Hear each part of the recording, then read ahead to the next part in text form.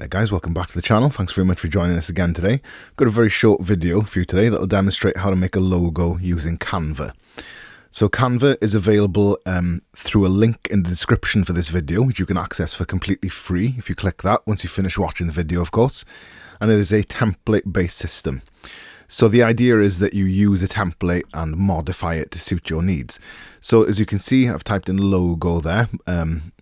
To the search bar, if you hit enter then or search, that will then give you access to a library of over 60,000 logo templates. Okay, so the idea is that you browse here. You can use the categories on the left hand side or some of the recommendations at the top to kind of narrow down your search. And the idea is that you kind of look through and find a logo which you like the look of, that most resembles what you want.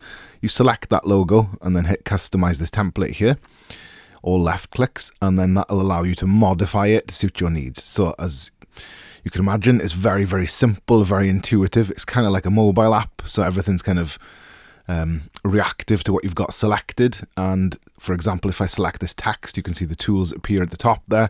This image as well, you can replace that, modify the size of it, shrink it down, move it around, whatever you need to do. This text, for example, then if you just double click that, you can type in whatever you want as a replacement for it.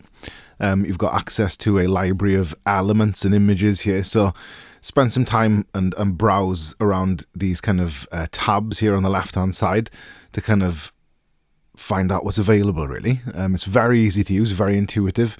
Like for example, you can upload an image, you could sort of modify the background color, whatever you need to do. So yeah, very easy to access and a very sort of gradual learning curve to it. Like I said, there's a link in the description to this video, which will take you straight to Canva right now if you want to have a go at it and learn how it's all used. There's some more tutorials on this channel as well, which go into a little bit more specific details about the features of it.